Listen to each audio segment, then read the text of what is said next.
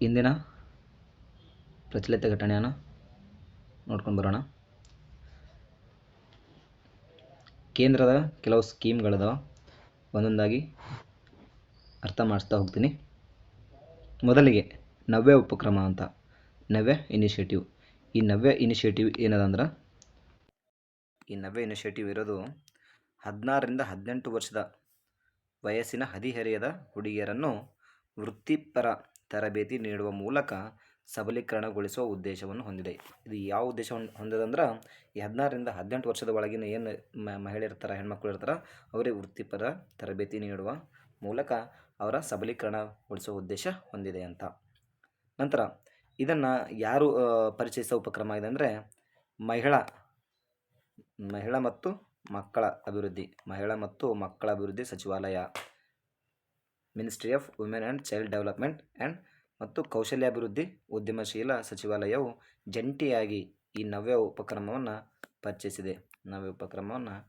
ಪರಿಚಯಿಸಿದೆ. ಓಕೆನಾ. ಏನು ಇವರು ಹೊಂದಿರಬೇಕು, ಇವ್ರಿಗೆ ಏನು ನಂತರ ಅರ್ಹತೆ ಹೊಂದಿರಬೇಕಂದ್ರೆ, ಮಿನಿಮಮ್ 10ನೇ ತರಗತಿ ಅರ್ಹತೆಯೊಂದಿಗೆ ಸಾಂಪ್ರದಾಯಿಕವಲ್ಲದ ಉದ್ಯೋಗಗಳಲ್ಲಿ ವೃತ್ತಿಪರ ತರಬೇತಿ. ಯಾರೆಲ್ಲ 10ನೇ ಮುಗಿದಿರ್ತಾರ ಅವರೆಲ್ಲ ಈ ತರಬೇತಿಗೆ ಅರ್ಹರಾಗಿರ್ತಾರಂತ. ದೇಶದ 27 ಜಿಲ್ಲೆ ಹಾಗೂ 19 ರಾಜ್ಯಗಳಲ್ಲಿ ಗುರಿ ಇಟ್ಕೊಂಡಿದೆ. ಮೊದಲಿಗೆ ಈ ರೀತಿ ಗುರಿಯನ್ನು ಇಟ್ಕೊಂಡು ಉಪಕ್ರಮವನ್ನು ಪರಿಚಯಿಸಲಾಗಿದೆ. ಭಾರತದಲ್ಲಿ ಹದಿಹರೆಯದವರಿಗೆ ಸಂಬಂಧಪಟ್ಟಂಥ ಇನ್ನು ಇತರೆ ಸ್ಕೀಮ್ಗಳು ಯಾವುವು ಅಂತ, ಭಾರತದಲ್ಲಿ ಹದಿಹರೆಯದ ಹುಡುಗಿಯರಿಗಾಗಿ ಇತರೆ ಉಪಕ್ರಮಗಳು ಯಾವುವು ಅಂತ ನೋಡಿದಾಗ, ಅಂದರೆ ಇದರ ಹೊರತಾಗಿ ಬೇರೆ ಬೇರೆ ಯಾವ ಅಂತ, ಬೇಟಿ ಬಚಾವೋ ಬೇಟಿ ಪಡಾವೋ, ಆಮೇಲೆ ಮಹಿಳಾ ಶಕ್ತಿ ಕೇಂದ್ರ ಅಂತ, ಸುಕನ್ಯಾ ಸಮೃದ್ಧಿ ಯೋಜನೆ ಮತ್ತು ಒನ್ ಸ್ಟಾಪ್ ಒನ್ ಸೆಂಟರ್ ಅಂತ, ಆಮೇಲೆ ನಿರ್ಭಯ ನಿಧಿ ಅಂತ. ಇವೆಲ್ಲವೂ ಮಹಿಳೆಯರಿಗೆ ಸಂಬಂಧಪಟ್ಟಂಥ ಸ್ಕೀಮ್ಗಳದಾವ, ಉಪಕ್ರಮಗಳು ಅಂತ ಅರ್ಥ.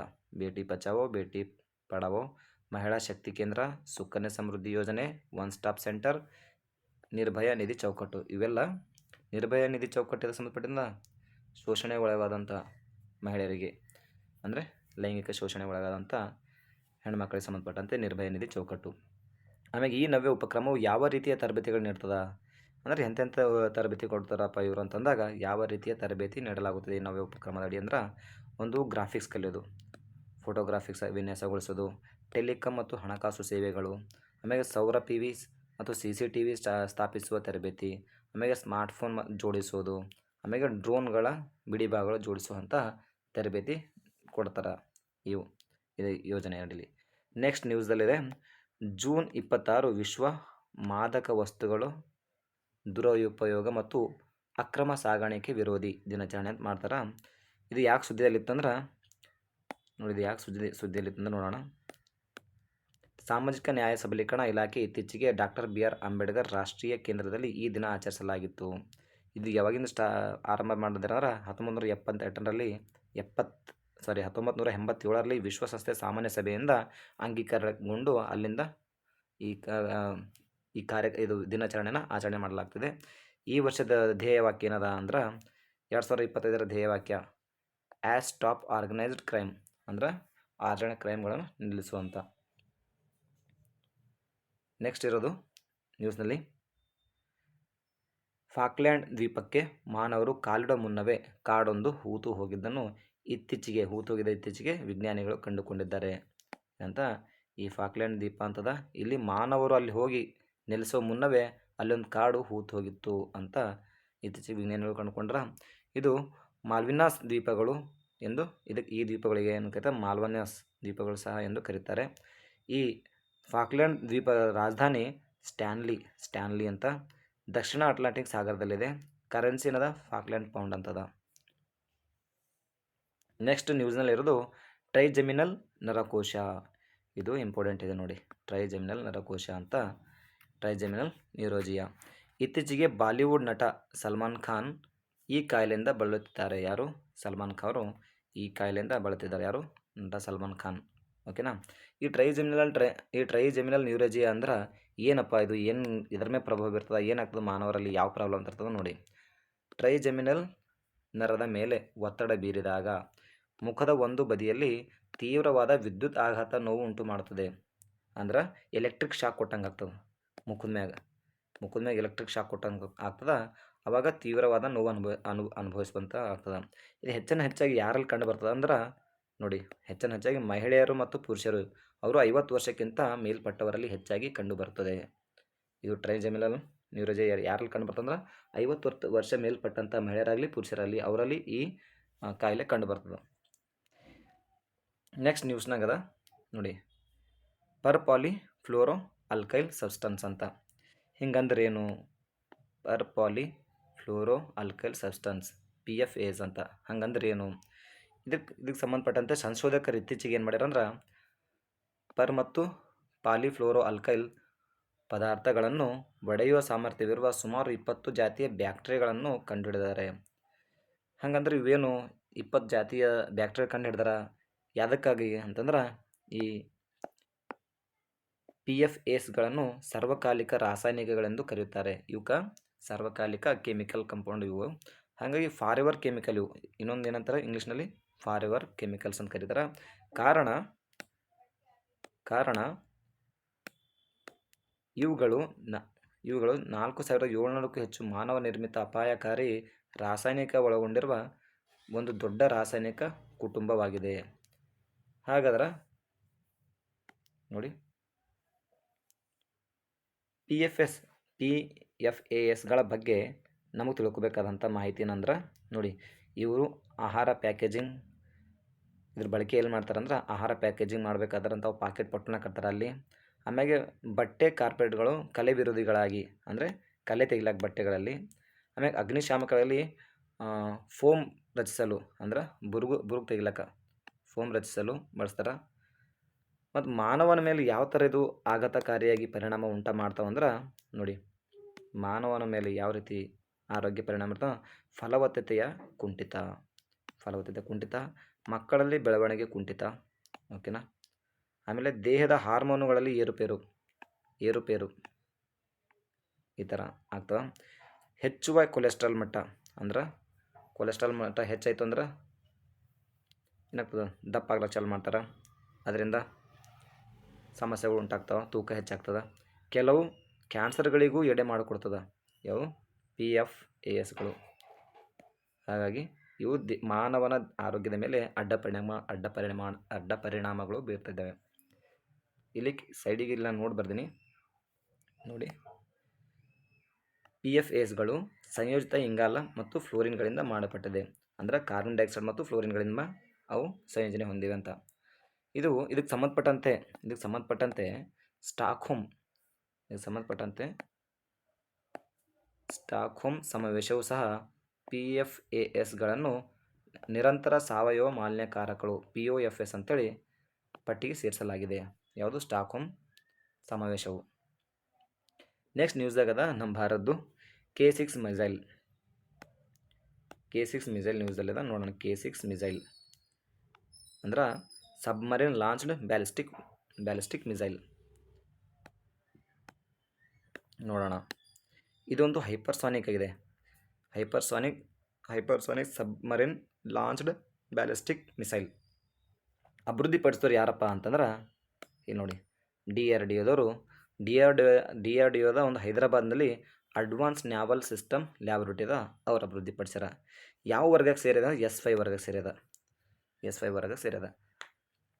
ನೀವೆಲ್ಲ ತಿಳ್ಕೊಬೇಕು ಏನಂದ್ರೆ ಕ್ಲಾಸ್ ಯಾವ ಕ್ಲಾಸ್ ಅದ, ಕೊಲವರಿ ಕ್ಲಾಸ್ ಅದನ, ಇನ್ನು ವಿಶಾಖಪಟ್ಟಣಂ ಕ್ಲಾಸ್ ಅದನ, ಸ್ಕಾರ್ಪಿಯನ್ ಕ್ಲಾಸ್ ಅದಂತ. ಇದು S5 ಅಂದ್ರೆ ಸ್ಕಾರ್ಪಿಯನ್ ಕ್ಲಾಸ್ ಅಂತ ಅರ್ಥ. ನೆಕ್ಸ್ಟ್ ವೇಗ ಏನದು?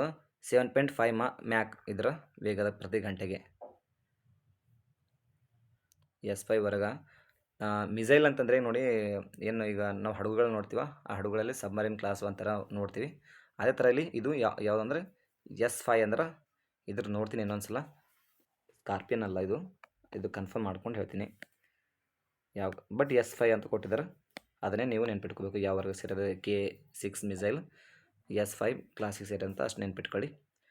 ಆಮ್ಯಾಗ ನೆಕ್ಸ್ಟ್ ಇರೋದು ನ್ಯೂಸ್ದಲ್ಲಿ ಅದಮ್ಯ ಫಾಸ್ಟ್ ಪ್ಯಾಟ್ರೋಲ್ ವೆಸಲ್ ಅಂಥೇಳಿ. ಇದೊಂದು ಅದಮ್ಯ ಅಂತ ಒಂದು ನ್ಯಾವಲ್ ಅದ. ಅದೇನು ಮಾಡ್ತದೆ? ಫಾಸ್ಟಾಗಿ ಗಸ್ತು ಮಾಡ್ತದೆ. ಅಂಥದ್ದೊಂದು ನ್ಯಾವಲ್ ಹಡಗು ಅಭಿವೃದ್ಧಿಪಡಿಸ್ಯಾರ, ಅದಮ್ಯ ವೇಗದ ಗಸ್ತು ಹಡಗು ಅಂಥೇಳಿ. ಇದು ಯಾಕೆ ಉಪಯೋಗ ಪಡ್ತದೆ, ಯಾಕೆ ನ್ಯೂಸ್ ಆಗಿತ್ತು ಅಂದ್ರೆ ಗೋವಾ ಶಿಪ್ಯಾರ್ಡ್ ಲಿಮಿಟೆಡ್ 8 FPV ಯೋಜನೆ ಅಡಿಯಲ್ಲಿ ನಿರ್ಮಾಣ ಮಾಡಿದೆ. ಯಾಕೆ ನಿರ್ಮಾಣ ಮಾಡಿದೆ ಅಂದ್ರೆ ಭಾರತೀಯ ಕರಾವಳಿ ರಕ್ಷಣಾ ಪಡೆಗಳಿಗಾಗಿ ವೇಗದ ಗಸ್ತು ಹಡಗುಗಳನ್ನು ವರ್ಧಿತ ಕಡಲ ಭದ್ರತೆ ಒದಗಿಸುವುದಾಗಿದೆ. ಅಂದ್ರೆ ತ್ವರಿತವಾಗಿ ಏನು ಕಡಲ ಭದ್ರತೆ ಒದಗಿಸುವ ಸಲುವಾಗಿ ಮತ್ತು ಭಾರತದ ವಿಶೇಷ ಆರ್ಥಿಕ ವಲಯ ಏನು ವಿಶೇಷ ವಲಯ ಏನದಲ್ಲ ಅದರ ರಕ್ಷಣೆಗೆ ತ್ವರಿತ ಪ್ರಕ್ರಿಯೆಗಳನ್ನು ಸಕ್ರಿಯಗೊಳಿಸುವುದು ಉದ್ದೇಶ ಹೊಂದಿದೆ. ಕ್ವಿಕ್ ಆಗಿ ಸಕ್ರಿಯಗೊಳಿಸೋದು ಅಂತ ಅರ್ಥ.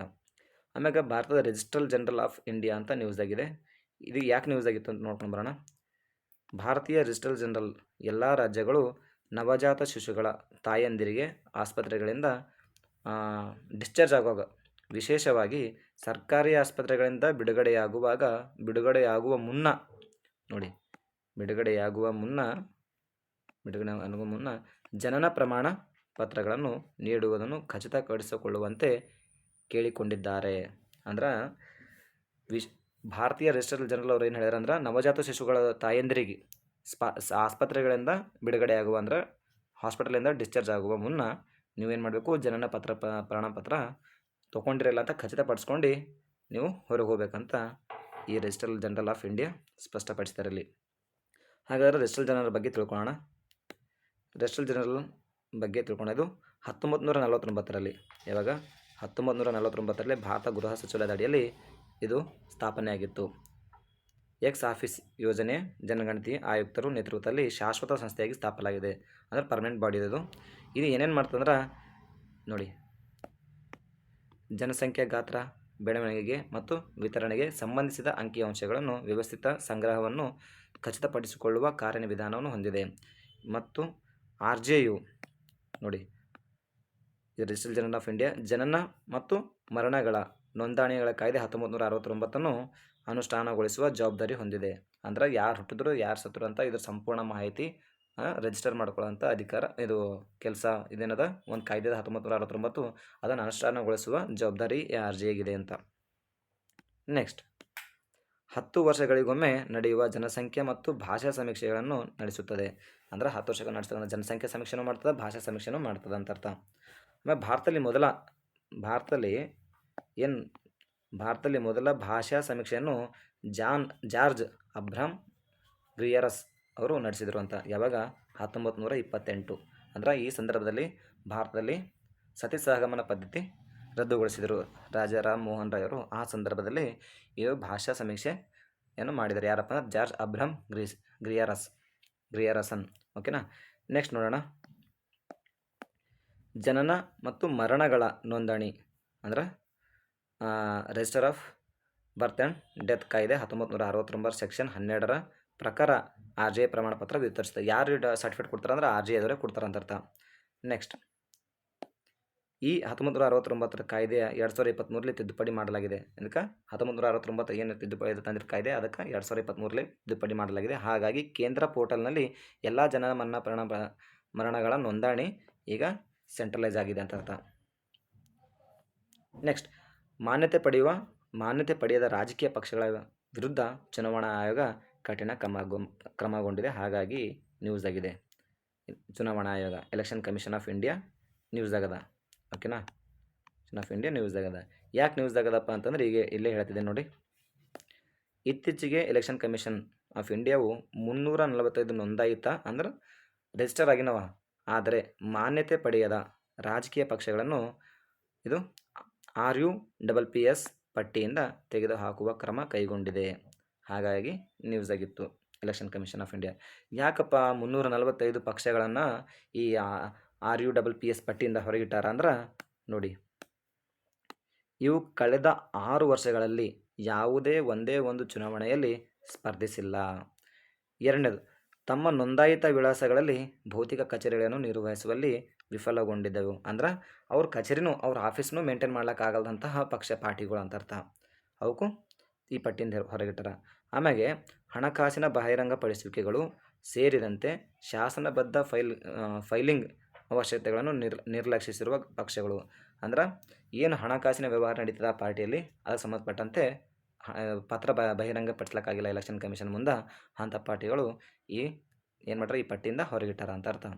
ನೆಕ್ಸ್ಟ್ ನ್ಯೂಸ್ನಲ್ಲಿರೋದು ಬ್ಯಾಸಿಲಸ್ ಅಯಾಟಾ ಅಯಟಾಗ್ರಿಯೆಸಿಸ್ ಅಂದ್ರೆ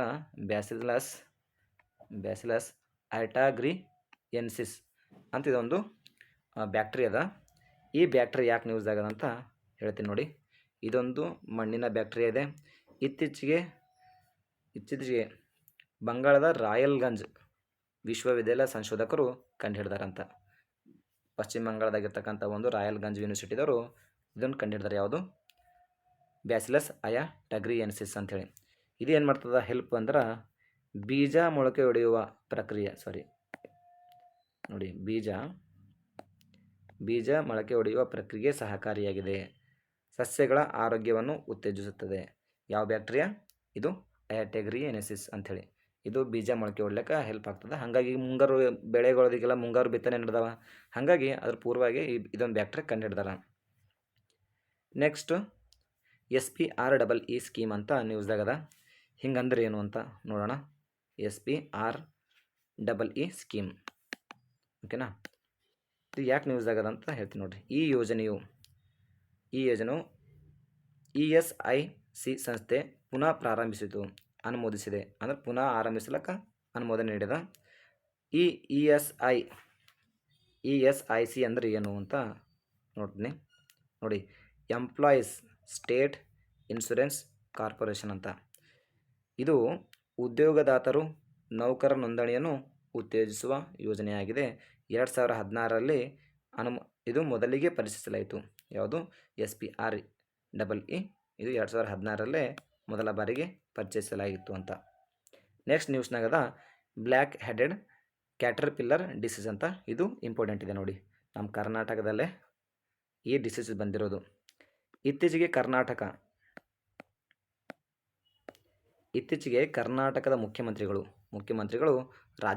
ರಾಜ್ಯಾದ್ಯಂತ ತೆಂಗಿನ ಮರಕ್ಕೆ ಕಪ್ಪು ತಲೆಯ ಕಂಬಳಿ ಹುಳ, ಇದನ್ನೇ ಕ್ಯಾಟರ್ಪಿಲ್ಲರ್ ಅಂದ್ರೆ ಕಪ್ಪು ತಲೆಯ ಕಂಬಳಿ ಹುಳ. ಇದಕ್ಕೆ ಸೈಂಟಿಫಿಕ್ ನೇಮ್ ಏನಂದ್ರೆ ಓಪಿಸಿನಾ ಅರೆನೋಸೊಲ್ಲಾ. ಈ ರೋಗದಿಂದ ಉಂಟಾಗುವ ಬೆದರಿಕೆಯನ್ನು ಕುರಿತು ತೋಟಗಾರಿಕೆ ಇಲಾಖೆಗೆ ವರದಿ ಕೇಳಿದ್ದಾರೆ. ಯಾರು? ಮುಖ್ಯಮಂತ್ರಿಗಳು. ಯಾವ ಡಿಸೀಸ್ ಕುರಿತು? Black headed caterpillar disease or ಕಪ್ಪು ತಲೆಯ ಕಂಬಳಿ ಹುಳ. ಇದು ಯಾವುದಕ್ಕೆ ಬರ್ತದೆ? ತೆಂಗಿನ ಮರಕ್ಕೆ ಬರ್ತದೆ. ಯಾವುದು ಬರ್ತದೆ? ತೆಂಗಿನ ಮರಕ್ಕೆ ಬರ್ತದೆ. ತೆಂಗಿನ ಮರ ಹೆಂಗಾಗ್ತಂದ್ರೆ ಇದ್ದಕ್ಕಿದ್ದಂಗೆ ಪೂರಾ ಹಿಂಗೆ ಒಣಗಿ ಹೋಗ್ಬಿಡ್ತದೆ ಎಲೆಗಳು. ಇದು ಎಲೆಗಳ ಬುಡದ ಎಲೆಗಳಿರ್ತದಲ್ಲ, ಅದ್ರ ಕೆಳಗಿರ್ತದೆ. ಈ ಥರ ಸಣ್ಣ ಸಣ್ಣ ಹುಳಗಳಿರ್ತಾವ. ಈ ಡಿಸೀಸು ಅದು ಬರ್ತಾ ತೆಂಗಿನಕಾಯಿ ಎಲೆಗಳೆಲ್ಲ ಸುಟ್ಟು ಹೋದಂಗೆ, ಅಂದರೆ ನೀರು ನೀಡಿ ಇಲ್ದಂಗೆ ಗಿಡ ಯಾವ ಥರ ಒಣಗಿ ಹೋಗ್ತಲ್ಲ ಆ ಥರ ಆಟೋಮೆಟಿಕ್ ಒಣಗ್ತಾ ಬರ್ತದೆ ಗಿಡ ಈ ಡಿಸೀಸಿಂದ.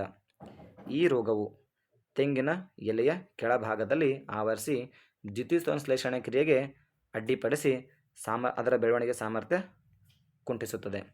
ಹಾಗಾಗಿ ಇದಕ್ಕೆ ಒಂದು ಜೈವಿಕ ಕೀಟನಾಶಕ ಬಳಸ್ತಾರೆ. ಅದೇನಪ್ಪ ಅಂದ್ರೆ ನೋಡಿ, ಬೇವು ಬೆಳ್ಳುಳ್ಳಿ ಆಧಾರಿತ ಜೈವಿಕ ಕೀಟನಾಶಕ ಬಳಕೆಯಿಂದ ನಿಯಂತ್ರಿಸಬಹುದು. ಮತ್ತು ಈ ರೋಗದಿಂದಾಗಿ ತೆಂಗಿನ ಮರಗಳು ಸುಟ್ಟು ಹೋದಂತೆ ಆಗುತ್ತವೆ. ನಾನು ಹೇಳಿಲ್ಲ, ಒಣಗಿ ಸುಟ್ಟು ಹೋದಂಗೆ ಕಾಣಿಸ್ತಾವೆ ಈ ಡಿಸೀಸಿಂದಾಗಿ. ಹಾಗೆ ಕರ್ನಾಟಕದಲ್ಲಿ ಇರೋದರಿಂದ ಯಾವುದೇ KPSC ಪರೀಕ್ಷೆಗಳಿಗೆ ಹೆಲ್ಪ್ ಆಗ್ಬೋದು, ನೋಡ್ಕೊರಿ. ನೆಕ್ಸ್ಟ್, ಕೇರಳ ರಾಜ್ಯದಾಗ ಒಂದು ವನ್ಯಜೀವಿ ಧಾಮ ಇತ್ತು, ವನ್ಯಜೀವಿ ಮಂಡಳಿ ಇತ್ತು, ವನ್ಯಜೀವಿ ಧಾಮ ಇತ್ತು. ಅದನ್ನು ಮರುನಾಮಕರಣ ಮಾಡಿದರೆ ಏನಂತಂದ್ರೆ ಅರಲಂ ಚಿಟ್ಟೆ ಅಭಯಾರಣ್ಯ ಅಂತ. ಇದು ಎಲ್ಲಿ ಬರ್ತದೆ? ಕಣ್ಣೂರು ಜಿಲ್ಲೆ. ಆಮ್ಯಾಗ ರಾಜ್ಯ ಕೇರಳ ರಾಜ್ಯ. ಓಕೆನಾ? ಸುದ್ದಿ ಎಲ್ಲಿ ಯಾಕೆ ನ್ಯೂಸ್ ಅದ ಅಂತ ಮತ್ತೊಂದು ಸಲ ಎಕ್ಸ್ಪ್ಲೇನ್ ಮಾಡ್ತೀನಿ ನೋಡಿ. ಕೇರಳ ರಾಜ್ಯದ ವನ್ಯಜೀವಿ ಮಂಡಳಿಯು ಅರಲಂ ವನ್ಯಜೀವಿ ಅಭಯಾರಣ್ಯ ಅಂತಿತ್ತು. ಅದರ ಹೆಸರಿನ ಮರುನಾಮಕರಣ ಮಾಡಿ ಚಿಟ್ಟೆ ಅಭಯಾರಣ್ಯ, ಅರಲಂ ಚಿಟ್ಟೆ ಅಭಯಾರಣ್ಯ ಅಂತ ಮಾಡಿದ್ದಾರೆ. ಏನಂತ? ಅರಲಂ ಚಿಟ್ಟೆ ಅಭಯಾರಣ್ಯ ಎಂದು ಮರುನಾಮಕರಣ ಮಾಡಲಾಗಿದೆ. ಯಾವ ರಾಜ್ಯ ಅಂತ ಹೇಳಿದೀನಿ? ಕಣ್ಣೂರು ಜಿಲ್ಲೆ. ಆಮೇಲೆ ರಾಜ್ಯ ಕೇರಳ ರಾಜ್ಯ. ನೋಡಿ, ಈ ಏನು ಅಭಯಾರಣ್ಯ ಇದೆಯಲ್ಲ, ಈ ಅಭಯಾರಣ್ಯದ ಮೂಲಕ ಒಂದು ನದಿ ಹರಿತದೆ. ಇದು ನೆನಪಿಟ್ಟು ಚಿಂಕಣಿಪುಳ ನದಿಯು ಈ ಅರಲಂ ಚಿಟ್ಟೆ ಅಭಯಾರಣ್ಯದ ಪ್ರಮುಖ ಒಳಚರಂಡಿ ವ್ಯವಸ್ಥೆಯಾಗಿದೆ. ಈ ಅಭಯಾರಣ್ಯದ ಮೂಲಕನೇ ಈ ನದಿ ಹರಿತದೆ. ಇಲ್ಲಿ ಯಾವೆಲ್ಲ ಸಸ್ಯವರ್ಗ ಇದೆ ಅಂತ ನೋಡ್ರಿ. ಸಸ್ಯವರ್ಗ ಉಷ್ಣವಲಯದ ಅರೆ ನಿತ್ಯ ಹರಿದ್ವರ್ಣ ಕಾಡುಗಳು. ಮತ್ತು ಇಲ್ಲಿ ನೋಡಿ, ಅಕ್ಟೋಬರ್ ಫೆಬ್ರವರಿ ನಡುವೆ ಪಶ್ಚಿಮ ಘಟ್ಟಗಳ ಕೆಳಗಿನ ಇಳಿಜಾರುಗಳಿಂದ ಚಿಟ್ಟೆಗಳು ಇಲ್ಲಿಗೆ ವಲಸೆ ಬಂದು ಅಭಯಾರಣ್ಯದಲ್ಲಿ ಜೀವಂತ ಕಾಮನಬಿಲ್ಲುಗಳು ರೂಪಿಸುತ್ತವೆ. ಇದನ್ನೇ ಮುಖ್ಯ. ಅಂದ್ರೆ ಇವೆಲ್ಲ ವಲಸೆ ಬರ್ತಾವೆ ಇಲ್ಲಿಗೆ. ಯಾವ ಟೈಮ್ನಾಗ? ಅಕ್ಟೋಬರಿಂದ ಫೆಬ್ರವರಿ ನಡುವೆ ಬಂದು ಒಂದು ಜೀವಂತ ಕಾಮನಬಿಲ್ಲಿನಂತೆ ಬಣ್ಣ ಬಣ್ಣಗಳಿಂದ ಅದು ಅಲಂಕಾರಗೊಂಡಂತೆ ಕಾಣಿಸ್ತದೆ. ಮತ್ತು ಜನವರಿ ಫೆಬ್ರವರಿಯಲ್ಲಿ ಚಿಟ್ಟೆ ಅಧ್ಯಯನಗಳು ನಡೀತಾವೆ ಇರಲಿ. ಅಂದ್ರೆ ಇಲ್ಲೇನು ಸಂಶೋಧಕರು ಇರ್ತಾರೆ ಅಂಥವರೆಲ್ಲ ಬಂದು ಜನವರಿ ಫೆಬ್ರವರಿಯಲ್ಲಿ ಚಿಟ್ಟೆಗಳ ಕುರಿತು ಅಧ್ಯಯನ ಮಾಡ್ತಾರೆ. ಇದನ್ನು ಕುರಿತು ಏನು ಮಾಡ್ತಾರೆ? ಕಾಮನ್ ಅಲ್ಟ್ರಾಸ್ ಅಂಬರ್ ಏನು ಹೇಳ್ತಾರೆ? ಚಿಟ್ಟೆಯ ಕಾಲ ಅಂತ ಹೇಳ್ತಾರೆ, ಅಥವಾ ಚಿಟ್ಟೆಯ ಸಮಯ ಎಂದು ಬಣ್ಣಿಸಿದ್ದಾರೆ. ಯಾರು? ಕಾಮನ್ ಅಲ್ಟ್ರಾಸ್. ಇವರೊಬ್ಬರು ಚಿಟ್ಟೆಯ ಅಧ್ಯಯನ ಮಾಡಿದವರು ಈ ರೀತಿ ಕರೆದಾರೆ ಅದಕ್ಕೆ. ಇಲ್ಲಿ ಯಾವ ರೀತಿ ಪ್ರಾಣಿ ವರ್ಗದ ಅಂತಂದ್ರೆ ನೋಡಿ, ಆನೆಗಳದವ, ದೈತ್ಯಾಳಿಲದವ, ಚಿರತೆಗಳದವ ಇತ್ಯಾದಿ.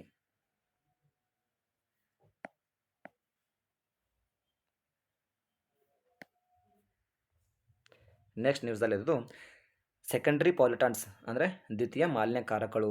ಇದು ಮುಖ್ಯವಾಗಿ ಭಾಳ ಸಲ ಪರೀಕ್ಷೆಯನ್ನು ಕೇಳ್ಯಾರ ಆಲ್ರೆಡಿ. ಮತ್ತೊಂದು ಸಲ ನೋಡಿರಿ. ಸೆಕೆಂಡರಿ ಪಾಲ್ಯೂಟೆಂಟ್ಸ್ ಅಂದ್ರೆ ಏನು ಅಂದ್ರೆ ಇತ್ತೀಚೆಗೆ ಇಂಧನ ಮತ್ತು ಶುದ್ಧ ಗಾಳಿ ಸಂಶೋಧನಾ ಸಂಸ್ಥೆ CREA ಅಧ್ಯಯನ ನಡೆಸಿ ದ್ವಿತೀಯ ಮಾಲಿನ್ಯಕಾರಕಗಳಾದ ಅಮೋನಿಯಂ ಮತ್ತು ಸಲ್ಫೇಟ್ ಭಾರತದ ಸೂಕ್ಷ್ಮ ಕಣಗಳ PM2.5 ಮಾಲಿನ್ಯದ 1/3 ಭಾಗರಷ್ಟಕ್ಕೆ ಕಾರಣವಾಗಿದೆ ಅಂತ.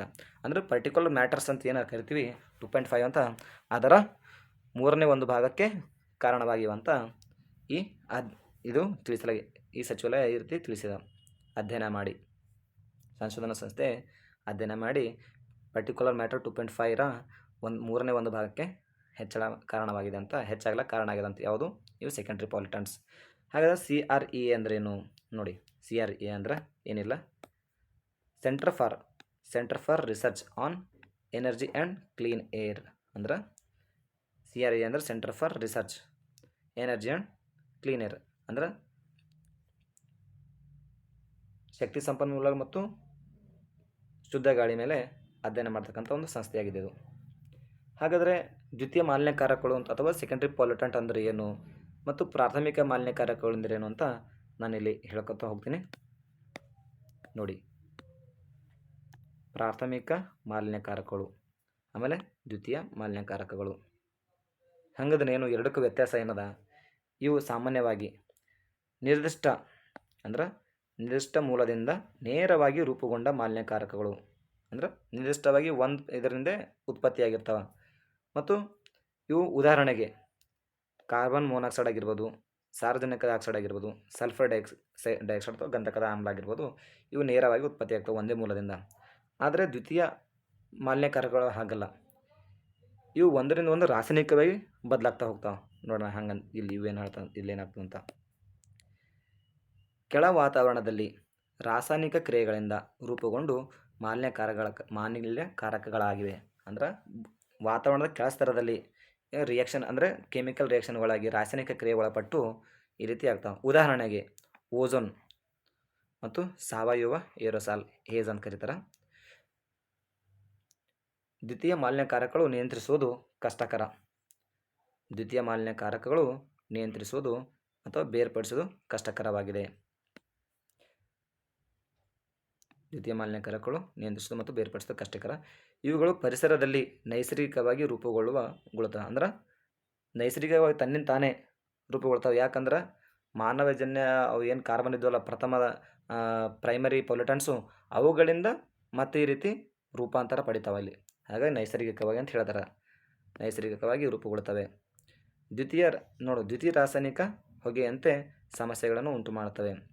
ಹೆಚ್ಚು ಹಾನಿಕರವಾಗಿವೆ ಮತ್ತು ಸ್ಥಿರವಾಗಿರ್ತವೆ. ಅಂದ್ರೆ ಅದು ಒಂದು ಸಲ ರೂಪುಗೊಂಡ್ತಂದ್ರೆ ಅದು ಹಾಗೆ ಮಾಲಿನ್ಯಕಾರಕಗಳಾಗೆ ಇರ್ತಾವಂತ ಅರ್ಥ. ಸ್ಥಿರವಾಗಿರ್ತವೆ, ಹೆಚ್ಚು ಹಾನಿಕಾರಕವಾಗಿವೆ ಮತ್ತು ದ್ವಿತೀಯ ರಾಸಾಯನಿಕ ಹೊಗೆಯಂಥ ಸಮಸ್ಯೆಗಳನ್ನು ಉಂಟು ಮಾಡ್ತವೆ. ಎಕ್ಸಾಂಪಲ್ ಮತ್ತೊಂದು ಸಲ ಬರ್ತೀನಿ ಇಲ್ಲಿ. O3 ಓಝೋನ್, ಆಮೇಲೆ ಆ್ಯಸಿಡ್ ರೈನ್, ಆಮೇಲೆ SPM. ಮತ್ತು ಮೋಡಗಳು ಯಾವ ಥರ ಆಗ್ತಾವ ಹಿಂಗಿಲ್ಲ ಇದ್ದಾಗ ಅಂದ್ರೆ ಈ ರೀತಿ ಸೆಕೆಂಡ್ರಿ ಪಾಲ್ಯೂಟೆಂಟ್ ಇದ್ದಾಗ ಮೋಡಗಳು ಹಳದಿ ಬಣ್ಣಕ್ಕೆ ತಿರುಗ್ತಾವೆ. ಹಾಗೆ ಪ್ರಾಥಮಿಕ ಪೊಲ್ಯೂಟೆಂಟ್ಗಳಿಗೆ ಇವು ಕಡಿಮೆ ಹಾನಿಕಾರಕವಾಗಿವೆ. ಮತ್ತು ಅಸ್ಥಿರವಾಗಿರ್ತವೆ. ಅಂದ್ರೆ ಇವು ಈಗ ಕಾರ್ಬನ್ ಡೈಆಕ್ಸೈಡ್ ಮೋನಾಕ್ಸೈಡ್ ಇದೆ, ಅದು ಬರ್ತಾ ಬರ್ತಾ ಕಡಿಮೆ ಆಗ್ಬೋದು. ಬಟ್ ಹಂಗಲ್ಲ, ಇವು ಸೆಕೆಂಡ್ರಿ ಪಾಲ್ಯೂಟನ್ಸು ಅವು ಹಾಗೆ ಒಂದು ಸಲ ರೂಪುಗೊಂಡ್ರೆ ಹಾಗೆ ಇರ್ತಾವೆ, ಕಡಿಮೆಗೊಳಿಸೋದು ಕಷ್ಟ ಆಗ್ತದೆ ಅಂತ. ನೆಕ್ಸ್ಟ್ ಎಕ್ಸಾಂಪಲ್ ಯಾವಂದ್ರೆ ಕಾರ್ಬನ್ ಮೋನಾಕ್ಸೈಡ್ ಆಗಿರ್ಬೋದು, ಸಲ್ಫರ್ ಡೈಆಕ್ಸೈಡ್ ಆಗಿರ್ಬೋದು, ಆಮ್ಯಾಗ ಅಮೋನಿಯಾ ಆಗಿರ್ಬೋದು, ಇವೆಲ್ಲ ಎಕ್ಸಾಂಪಲ್ ಕೊಟ್ಟಿನಿ. ನೆಕ್ಸ್ಟ್ GLP-1 ಅಂತ ಇದೊಂದು ಡ್ರಗ್ ಅದ. ಈ ಡ್ರಗ್ ಎದಕ್ಕೆ ಯೂಸ್ ಮಾಡ್ತಾರೆ ಅಂದ್ರೆ ವೇಟ್ ಲಾಸ್ ಮಾಡೋಕೆ. ಅಂದ್ರೆ ಈಗ ಕೆಲವೊಬ್ಬರು ಏನು ಮಾಡ್ತಾರೆ, ಪೊಟ್ಟಣ ಕಟ್ಟಿದ ಆಹಾರ ತಿನ್ಬೋದು ಅಥವಾ ರಸ್ತೆ ಬದಿಯಲ್ಲಿರ್ತಕ್ಕಂಥ ಫಾಸ್ಟ್ ಫುಡ್ ತಿಂದು ಈ ಥರ ದೇಹದಲ್ಲಿ ತೂಕ ಹೆಚ್ಚಳ ಆಗ್ತಾ ಇರ್ತದೆ. ಅದನ್ನು ಕಡಿಮೆಗೊಳಿಸ್ಲಿಕ್ಕೆ ತುಂಬ ಜನ ಏನು ಮಾಡ್ತಾರೆ, ವ್ಯಾಯಾಮ ಅಂತ ಮಾಡೋದಾಗಲಿ, ಯೋಗ ಶಾಲೆ ಅಂತ ಹಿಂಗೆಲ್ಲ ಹೋಗೋದು ಮಾಡ್ತಾರೆ. ಇನ್ನೊಬ್ಬರು ಕೆಲವರಿಗೂ ಅಷ್ಟೊಂದು ಟೈಮ್ ಸಿಗಲ್ಲ, ಅವ್ರು ಏನು ಮಾಡ್ತಾರೆ, ಈ ಥರ ಗುಳಿಗೆ ತೊಗೊಳ್ಳೋದು, ಇಂಜೆಕ್ಷನ್ ತೊಗೊಳ್ಳೋದು ಮಾಡ್ತಾರೆ. ಅದಕ್ಕೆ ಸಂಬಂಧಪಟ್ಟರೆ ಭಾರತದಲ್ಲಿ ಏನಾಗಿದೆ ಅಂದ್ರೆ ಇತ್ತೀಚೆಗೆ ಡ್ಯಾನಿಷ್ ದೇಶದ ಒಂದು ಕಂಪನಿ ಅದ.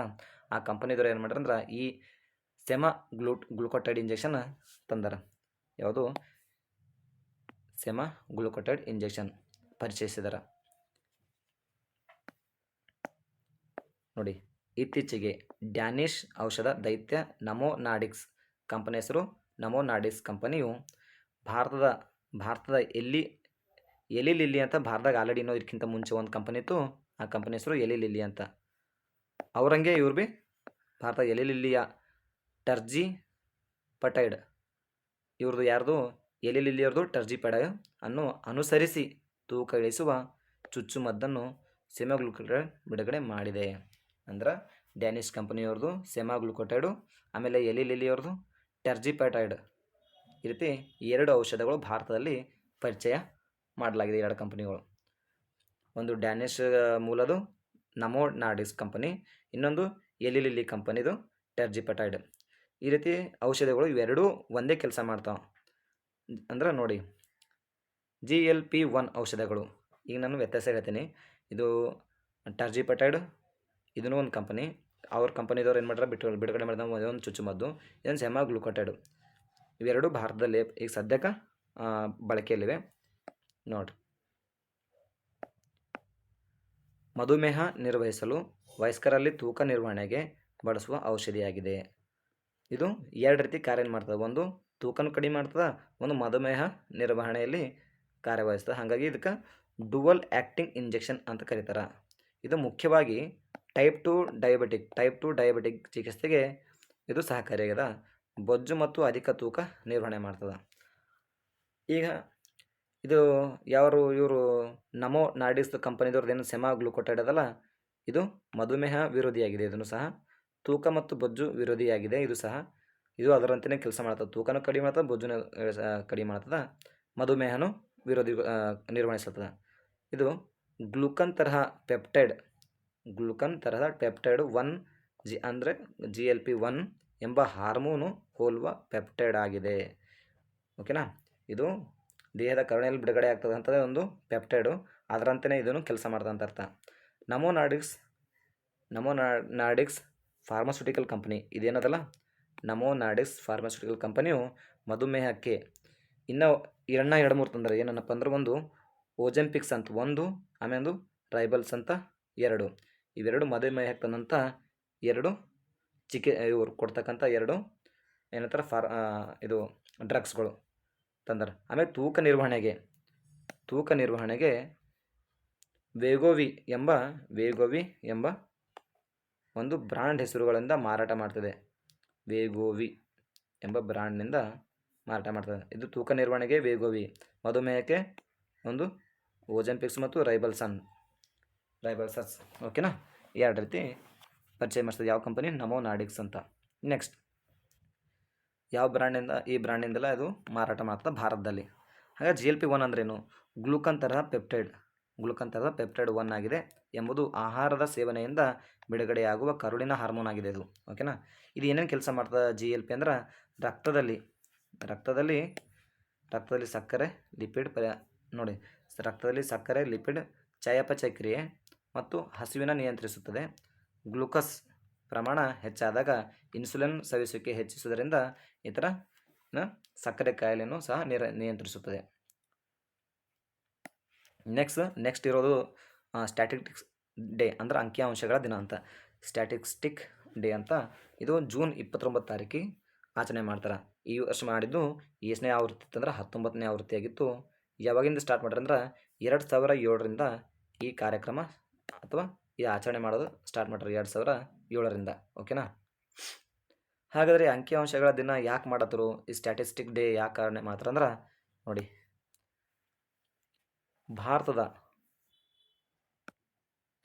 ಭಾರತದ ಸಂಖ್ಯಾಶಾಸ್ತ್ರಜ್ಞ ಮತ್ತು ಯೋಜಕ PC ಮಹಲ್ನೋಬಿಸ್ ಅಂದ್ರೆ ಪ್ರೊಫೆಸರ್ ಪ್ರಶಾಂತ್ ಚಂದ್ರ ಮಹಲ್ನೋಬಿಸ್ ರವರ ಜನ್ಮ ವಾರ್ಷಿಕೋತ್ಸವದ ಸ್ಮರಣಾರ್ಥವಾಗಿ ಪ್ರತಿ ವರ್ಷ ಜೂನ್ 29 ಅಂಕಿಅಂಶ ದಿನವಾಗಿ ಆಚರಿಸಲಾಗುವುದು.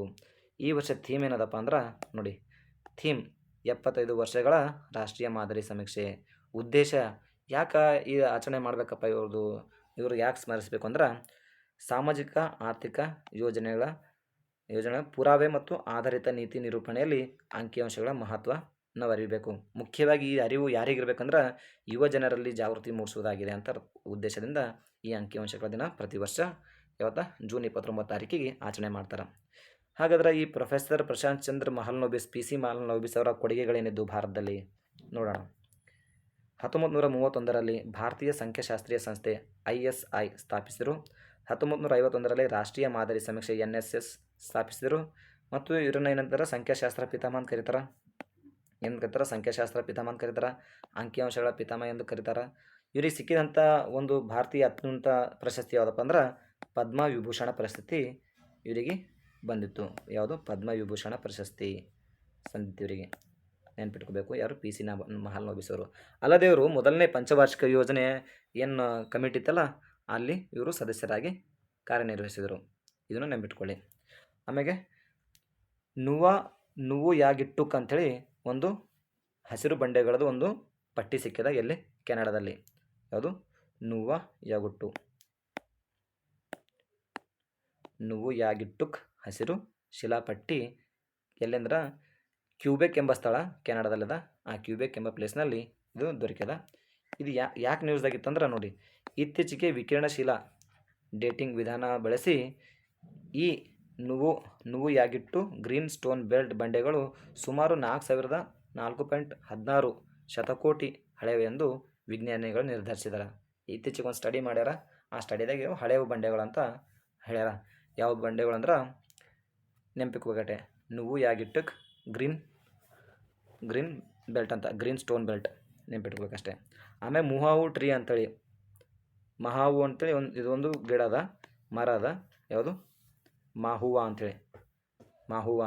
ಇದು ಮಹುವಾ ಟ್ರೀ ಯಾಕೆ ಎಷ್ಟೊಂದು ಇಂಪಾರ್ಟೆಂಟ್ ಅಂದ್ರೆ ಇದು ಬುಡಕಟ್ಟು ಜನರ ಜೀವನಾಡಿ ಇದೆ. ನಾವು ಹೆಂಗೆ ಕಾವೇರಿ ನೀರು ಅಂತೀವೋ, ಕಾವೇರಿ ನದಿಗೆ ಏನಂತ ಕರಿತೀವಿ? ಕನ್ನಡ ನಾಡಿನ ಜೀವನದಿ ಅಂತ ಹೆಂಗೆ ಕರಿತೀವೋ ಹಂಗೆ ಈ ಬುಡಕಟ್ಟು ಜನರ ಜೀವನಾಡಿಯಾಗಿದೆ. ಯಾವುದು? ಮಹುವಾ ಟ್ರೀ ಅಂತೇಳಿ. ಇದ್ರ ವೈಜ್ಞಾನಿಕ ಹೆಸರು ಏನದಂದ್ರು ಮಧುಕ ಲಾಂಗಿಪೋಯ. ಮಧುಕ ಅಂದ್ರೆ ಮಧುರವಾದದ್ದು ಅಂತ ಅರ್ಥ. ಮಧುಕ ಅಂದ್ರೆ ಈಗ ನಾವೆಲ್ಲ ಜೇನುತುಪ್ಪಗೆ ಏನು ಕರಿತೀವಿ? ಮಧುಕನ ಅಂತ ಕರಿತೀವಿ. ಹಂಗೆ ಮಧುಕ ಲಾಂಗಿಪೋಯ ಅಂತ. ಯಾಕೆ ಹಂಗೆ ಕರೆದ್ರು ವೈಜ್ಞಾನಿಕ ಹೆಸರು ಅಂತಂದ್ರೆ ನೋಡೋಣ. ಇದು ಗಾತ್ರದ ಲಕ್ಷಣ ಹೆಂಗಂದ್ರೆ ಇದು ಮರದು ನೋಡಿ, ಇದು ಹೇಗಿದೆ ಅಂದ್ರೆ ಮಧ್ಯಮ ಗಾತ್ರದ ಪತನಶೀಲ ಮರ. ಇದು 16ರಿಂದ 20 ಮೀಟರ್ ಎತ್ತರಕ್ಕೆ ಬೆಳೀತದ. ಇದು ಮಾರ್ಚ್ ಮತ್ತು ಏಪ್ರಿಲ್ ತಿಂಗಳಲ್ಲಿ, ಯಾವ ತಿಂಗಳು? ಮಾರ್ಚ್ ಮತ್ತು ಏಪ್ರಿಲ್ ತಿಂಗಳಲ್ಲಿ ಹೂ ಬಿಡುತ್ತದೆ. ಮತ್ತು ಈ ಹೂಗಳು ಹೆಂಗಿರ್ತವಂದ್ರೆ ಕೆನೆ ಬಿಳಿ ಸುಗಂಧಭರಿತ ಹೂಗಳಾಗಿರ್ತವ. ಮತ್ತು ಬೆಳಗಾಗುವ ಮುಂಚಿತವಾಗಿ ಇವು ಗಿಡಗಳಿಂದ ಉದುರ್ತಾವ ಅಥವಾ ಕೆಳಗೆ ಬೀಳ್ತಾವ ಅಂತ. ಮಾರ್ಚ್ ಏಪ್ರಿಲ್ ತಿಂಗಳಲ್ಲಿ ಹೂ ಬಿಡ್ತಾವ. ಕೆನೆ ಬಿಳಿ ಸುಗಂಧಭರಿತವಾಗಿವ. ಸೂರ್ಯ ಉದಯ ಆಗುವ ಮುಂಚೆನೇ ಇವೇನತ್ತವ ಗಿಡ ಮರಗಳಿಂದ ಕೆಳಗೆ ಬೀಳ್ತಾವ ಅಂತ ಅರ್ಥ. ನೆಕ್ಸ್ಟ್, ಜೂನ್ ಆಗಸ್ಟ್ನಲ್ಲಿ ಹಣ್ಣುಗಳಾಗಿ ಫಲ ನೀಡ್ತದೆ ಈ ಮರ. ಯಾವುದು? ಮಹುವಾ ಅಂಥೇಳಿ. ನೆಕ್ಸ್ಟ್, ಸಾಂಸ್ಕೃತಿಕವಾಗಿ ಯಾವ ರೀತಿ ಇದಕ್ಕೆ ಹಿನ್ನೆಲೆ ಇದೆ ಅಂದ್ರೆ ನೋಡಿ, ಸಾಂಸ್ಕೃತಿಕ ಧಾರ್ಮಿಕ ಮೌಲ್ಯ ಪಡೆದಿದೆ. ಇದನ್ನು ಜೀವನದ ಮರ ಎಂದು ಬುಡಕಟ್ಟು ಜನ ಸಮುದಾಯ ಪೂಜಿಸುತ್ತದೆ. ಮತ್ತು ಇದು ಏನಂತಾರೆ, ಮನೆಯಲ್ಲಿ ಯಾರು ಅಂತ್ಯಕ್ರಿಯೆಗಳಲ್ಲಿ ಬಳಸ್ತಾರೆ. ಯಾಕಂದ್ರೆ ಸುಗಂಧವಾಗಿರ್ತದೆ. ಯಾವುದೇ ಪೂಜಾ ಪುನಸ್ಕಾರಗಳಲ್ಲಿ ಬಳಸ್ತಾರೆ. ಹಾಗಾಗಿ ಇದು ಸಾಂಸ್ಕೃತಿಕ ಧಾರ್ಮಿಕ ಮೌಲ್ಯ ಪಡೆದಿದೆ. ಮುಖ್ಯವಾಗಿ ಇದು ಎಲ್ಲೆಲ್ಲಿ ಬೆಳೀತದ ಈ ಮರ ಅಂದ್ರೆ ನೋಡಿ, UP, ಬಿಹಾರ್, ಗುಜರಾತ್, ತೆಲಂಗಾಣ ಮತ್ತು ತಮಿಳುನಾಡು, ಕೇರಳ, ಮಹಾರಾಷ್ಟ್ರ, ಛತ್ತೀಸ್ಗಢ, ಜಾರ್ಖಂಡ್ ರಾಜ್ಯಗಳಲ್ಲಿ ಈ ಮರಗಳು ಕಂಡುಬರ್ತಾವೆ. ನೆಕ್ಸ್ಟ್, ಹೂಗಳು ಹಸಿಯಾಗಿ ನೋಡಿ, ಹೂಗಳ ಮೊದಲು ಹಸಿಯಾಗಿ ಅಥವಾ ಬಿಸಿಲಿನಲ್ಲಿ ಒಣಗಿಸಿ ಸೇವನೆ ಮಾಡ್ತಾರೆ. ಹಸಿದ್ದಾಗೂ ತಿಂತಾರೆ, ಇವು ಮುಂದಿನ ಬೇಕು ಅಂತಂದಾಗ ಒಣಗಿಸಿ ಬಿಸಿಲಲ್ಲಿ ಒಣಗಿಸಿ ತಮ್ಮ ಆಹಾರವಾಗಿ ಇಟ್ಕೊತಾರೆ ಯಾರು ಬುಡಕಟ್ಟು ಜನಗಳು. ಮತ್ತು ಇನ್ನೊಂದು ಕೆಲಸ ಏನು ಮಾಡ್ತಾರೆ ಅಂದ್ರೆ ಹುದುಗಿಸುವ ಮೂಲಕ ಆಲ್ಕೋಹಾಲ್ ಯುಕ್ತ ಪಾನೀಯ ತಯಾರು ಮಾಡ್ತಾರೆ. ಅಂದ್ರೆ ಇದೆಂತ ಭಟ್ಟಿ ಉಳಿಸುವ ಮೂಲಕ, ಹುದುಗಿಸುವ ಅಂದರೆ ಭಟ್ಟಿ ಉಳಿಸುವ ಮೂಲಕ ಆಲ್ಕೋಹಾಲ್ ಸಾರಾಯಿ ಸಹ ಇದರಿಂದ ತಯಾರು ಮಾಡ್ತಾರೆ ಅಂತ ಅರ್ಥ. ನೆಕ್ಸ್ಟ್, ಬುಡಕಟ್ಟು ಸಮುದಾಯದ ಆಹಾರ ಭದ್ರತೆ, ಉದ್ಯೋಗ, ಆರ್ಥಿಕತೆ ಬೆಂಬಲಿಸುತ್ತದೆ. ಹಾಗಾಗಿ ಅವರ ಜನರ ಜೀವನಾಡಿಯಾಗಿದೆ. ಈ ಮರ ಯಾಕೆ ಪ್ರಾಮುಖ್ಯತೆ ಪಡೆದಂತ ನಾನು ಇಷ್ಟೆಲ್ಲ ಹೇಳಿದೆ. ಆರ್ಥಿಕವಾಗಿ, ಸಾಂಸ್ಕೃತಿಕವಾಗಿ, ಧಾರ್ಮಿಕವಾಗಿ ಎಲ್ಲ ಅವರಿಗೆ ಎಲ್ಲ ರೀತಿಯಿಂದ ಮೂಲಗಳು ಕೊಡ್ತದೆ. ಹಾಗಾಗಿ ಪ್ರಾಮುಖ್ಯತೆ ಪಡೆದಿದೆ. Next, Sagarmala finance cooperation limited ಅಂತ ಒಂದು ಬ್ಯಾಂಕೇತರ ಸಂಸ್ಥೆ ಇತ್ತೀಚೆಗೆ ಸ್ಥಾಪನೆ ಮಾಡ್ಯಾರ. ಯಾವುದು? ಸಾಗರ್ಮಾಲಾ ಫೈನಾನ್ಸ್ ಕಾರ್ಪೊರೇಷನ್ ಲಿಮಿಟೆಡ್ ಅಂತ ಇತ್ತೀಚೆಗೆ ಏನು ಮಾಡ್ಯಾರ? ಇದೊಂದು ಬ್ಯಾಂಕೇತರ ಸಂಸ್ಥೆ, ಹಣಕಾಸಿನ ಸಂಸ್ಥೆ. ಓಕೆನಾ? ನ್ಯೂಸಾಗಿ ಯಾಕಿತ್ತು ನೋಡ್ರಿ. ಕೇಂದ್ರ ಬಂದರುಗಳು, ಹಡಗು ಸಾಗಣೆ, ಜಲಮಾರ್ಗ ಸಚಿವರು, ಮಿನಿಸ್ಟ್ರಿ ಆಫ್ ಪೋರ್ಟ್ ಏನು ಮಾಡ್ರಿ ಅಂದ್ರೆ ಸಾಗರಮಾಲಾ ಹಣಕಾಸು ನಿಗಮ ಲಿಮಿಟೆಡ್ ಉದ್ಘಾಟಿಸಿದರು. ಯಾರು? ಕೇಂದ್ರದು ಹಡಗು ಸಾಗಣೆ ಜಲಮಾರ್ಗ ಸಚಿವರು ಇದನ್ನು ಉದ್ಘಾಟಿಸಿದರು. ಇದ್ರ ಬಗ್ಗೆ ತಿಳ್ಕೊಳ್ಳೋಣ. ಇದು ಸಾಗರಮಾಲಾ ಹಣಕಾಸು ನಿಗಮ ಅಂದರೆ ಏನು ಅಂತ. ಸಾಗರಮಾಲಾ ಹಣಕಾಸು ನಿಗಮದ ಬಗ್ಗೆ ತಿಳ್ಕೊಳ್ಳೋಣ. ಇದು ಕಡಲ ವಲಯದ ಭಾರತದ ಮೊದಲ ಬ್ಯಾಂಕೇತರ ಹಣಕಾಸು ಕಂಪನಿಯಾಗಿದೆ. ಈ ಮುಂಚೆ ಸಾಗರಮಾಲಾ ಡೆವಲಪ್ಮೆಂಟ್ ಕಂಪನಿ ಲಿಮಿಟೆಡ್ ಎಂದು ಹೆಸರಿತ್ತಿದ್ದಕ್ಕೆ ಇದು ಏನು ಕೆಲಸ ಮಾಡ್ತಿತ್ತು ಅಂದ್ರೆ ಬಂದರು ಅಧಿಕಾರಿಗಳಿಗೆ, ಹಡಗು ಕಂಪನಿಗಳಿಗೆ, MSMEಗಳು, ಸ್ಟಾರ್ಟಪ್ಗಳು, ಕಡಲ ಶಿಕ್ಷಣ, ಕ್ರೂಸ್ ಪ್ರವಾಸೋದ್ಯಮ ಮುಂತಾದವುಗಳಿಗೆ ಬೆಂಬಲ ನೀಡುತ್ತಿತ್ತು. ಇದನ್ನು ಆ ಎಲ್ಲ ಉದ್ದೇಶಗಳು ಇಟ್ಕೊಂಡೆ ಅವರಿಗೆಲ್ಲ ಫೈನಾನ್ಷಿಯಲ್ ಸಪೋರ್ಟ್ ಮಾಡಬೇಕಂತ ಈ ಹಣಕಾಸೇತರ ಬ್ಯಾಂಕೇತರ ಹಣಕಾಸು ಸಂಸ್ಥೆ ರೂಪಿಸಲಾಗಿದೆ. ನೆಕ್ಸ್ಟು, ಇದನ್ನು ಸುಗಮ್ಯ ಭಾರತ್ ಆ್ಯಪ್ ಅಂತ ನ್ಯೂಸ್ದಾಗಿದೆ. ಸುಗಮ್ಯ ಭಾರತ್ ಅಪ್ಲಿಕೇಶನ್. ಆ್ಯಪ್ ಅಂದರೆ ಅಪ್ಲಿಕೇಶನ್. ಯಾಕೆ ನ್ಯೂಸ್ ಆಗಿತ್ತು ಅಂದ್ರೆ ನೋಡಿ, ಭಾರತದಲ್ಲಿ ದಿವ್ಯಾಂಗರು, ವೃದ್ಧ ನಾಗರಿಕರಿಗೆ ಪ್ರವೇಶ ಹೆಚ್ಚಿಸುವ ಭಾರತ ಸರ್ಕಾರದ ಉಪಕ್ರಮವಾಗಿದೆ. ಇದು ಮೊದಲಿಗೆ 2021ರಿಂದ ಆರಂಭಿಸಲಾಗಿತ್ತು. ಓಕೆನಾ? ಇದು ಆರಂಭ ಯಾವಾಗಿಂದ? ಸುಗಮ್ಯ ಭಾರತ್ ಆ್ಯಪು 2021ರಿಗೆ. ಯಾವ ಇಲಾಖೆ ಇದು ಕೆಲಸ ಮಾಡ್ತಂದ್ರೆ ಕೇಂದ್ರ ಸಾಮಾಜಿಕ ನ್ಯಾಯ ಸಬಲೀಕರಣ ಸಚಿವಾಲಯವು. ಇದು ಅಂಗವಿಕಲರ ಸಬಲೀಕರಣ ಇಲಾಖೆ, ಡಿಪಾರ್ಟ್ಮೆಂಟ್ ಆಫ್ PWD 2021ರಿಂದ ಆರಂಭಿಸಲಾಗಿದೆ. ಇದರ ವೈಶಿಷ್ಟ್ಯಗಳೇನವ ನೋಡೋಣ. ಪ್ರವೇಶ ಸಾಧ್ಯತೆಯ ಅಡೆತಡೆಗಳು ಸುಗಮಗೊಳಿಸುವುದು. ಜಿಯೋ ಟ್ಯಾಗಿಂಗ್ ಮಾಡಿದರೆ ಅಧಿಕಾರಿಗಳು ಅಂಗವಿಕಲರು, ವೃದ್ಧಾಪರಿಗೆ ತಕ್ಷಣದಲ್ಲಿ ತ್ವರಿತವಾಗಿ ಸ್ಪಂದಿಸ್ತಾರೆ ಅಂತ.